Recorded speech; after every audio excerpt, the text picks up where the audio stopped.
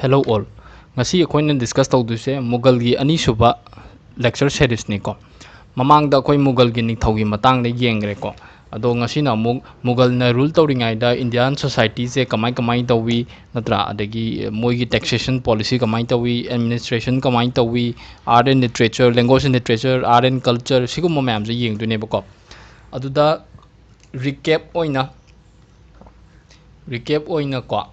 Mughal Empire se 1526 tagi 1857 bo hanjan haire akoine letter Mughal tin naina roi sena haibidi Aurangzeb ki matung da lakpa ningthau ko adudi yengaroi se ba 1857 sidanina last to ruler do 1857 revolt thoga Bahadur Shah Jafar do Rangun da thagri do ko adudi spectrum pabada su mayam na loi thengnaramani.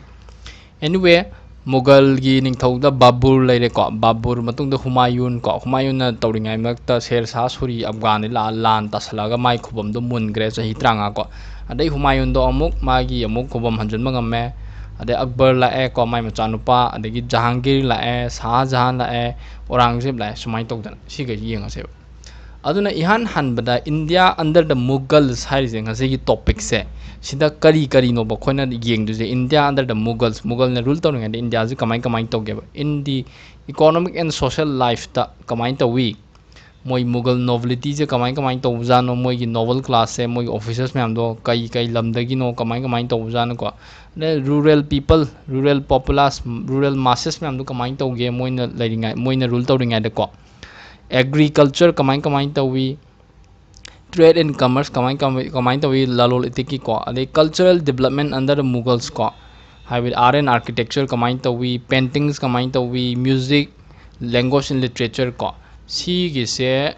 di kon nainarasi ado khango ba khambra cultural film aspect se para kana si myam ri yengdawne si je tongan ba separate video am tor je ngasi gi topic de yaur kai gino si art and culture gi yam ro ba topic ni ko ni tin singane da ju yengnaro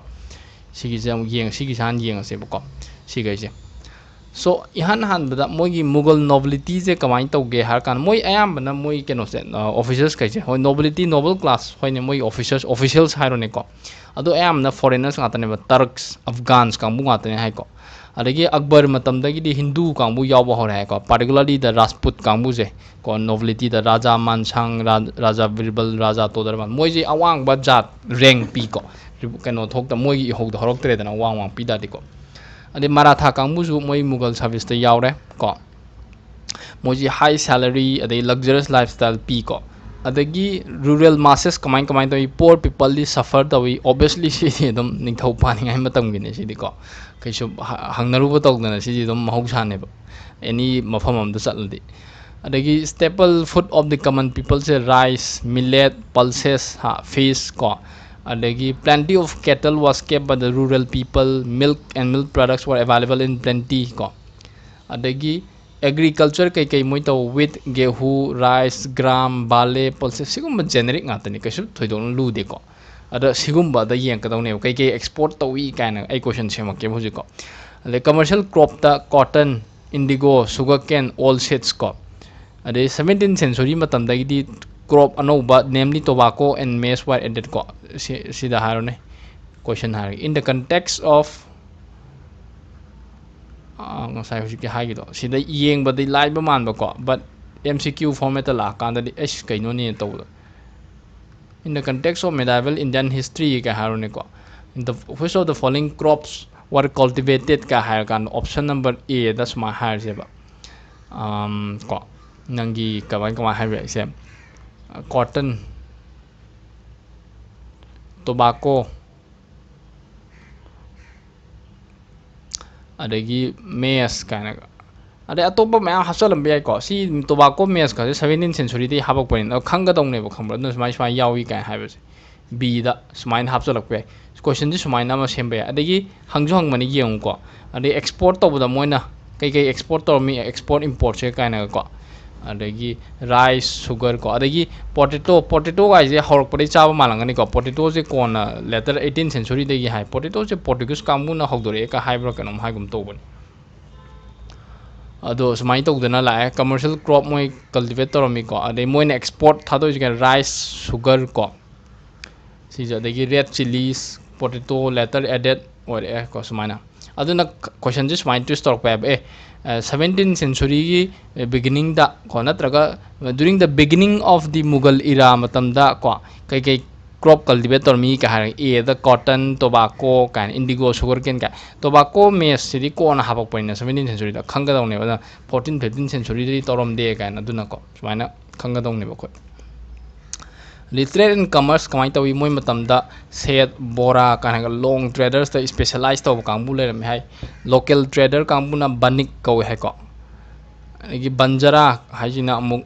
carrying bulk goods carry to bure specialized or ba kangbu moina measure import habi lokshilak pase metal da tin copper war horses luxury items such as ivory ko adagi foreign trade fazana tawi aduna foreign trade tarobani ki dawre India da import of gold and silver se marang kana chang bahore ko adagi India under the Mughals hoji koi economy gi Mughal nobility rural masses agriculture kamai tawi trade and commerce kamai tawi khange adagi cultural developments di hojikta music ta kamai tawi music ta Akbar gi matam da Mian Tan Sen ko khango 2019 prelims thangramni se Gwalior da ko magi compose many ragas ko adagi literature da kamai tawi Persian language se Akbar na rule tarok padagi became widespread oina ayo bithak yokhale ko adagi example da Abul Fazl si khanga dawni ko Abul Fazl ni iram da Ani Akbari ko Akbar nama ka Akbar nama se kana irami Abul khango baswaina kham Abul Fazl na irami ka Akbar nama se kenoni Akbar gi biography ko adai Akbar gi order gi matung inna khoi Mahabharat se Persian language da translate toksoi kanana Abul Fazl na natte ko sidi Faizi ga Abdul Qadir Bara ga ko khangjal si ga aduga maming na Rajam Name na thole ba ko Dara Sikho Shahjahan gi macha pani mana Bhagavad Gita adai Upanishad se Persian language da translate tokthena adula UPSC gi 2020 mains UPSC gi 2020 gi mains da hangbado question ko 250 words da mark tranga da ko contributions of Persian literature kamai to account for the contributions of Persian literature in the construction of Indian history haibro kanam hangmane ko adumaina adu sida khanggadawne sigumba Persian literature leiriba Ani Akbari Akbar nama sigumba dagi Akbar ningthogi matang na khangba ngammi mogi administration policy religious policy kamai to gi khangba ngammi natra ade Akbar gi order gi matung ina si Mahabharat ka adna a tolerant policy ama lerami adumaina secular outlook am lerami siu mayam je khangba ngame har examples mayam do hai dawne aduna Persian literature je maru oi ko adagi Dara Sikhona ga translation torom je Bhagavad Gita Upanishad Persian language da ko adagi Jahangir gi autobiography ko Tujuk I Jahangiri kaina ko autobiography ni masan ijabani adagi Hindi poet influential Hindi writer kambu ko Tulsidas se khangjal ko mana Ramayan gi Hindi version ko Ramayan Ramacharitmanas ka irami Ramcharitmanas kaina ko adagi Shahjahan matamda Abdul Hamid Lohri ko author of Patshanama ko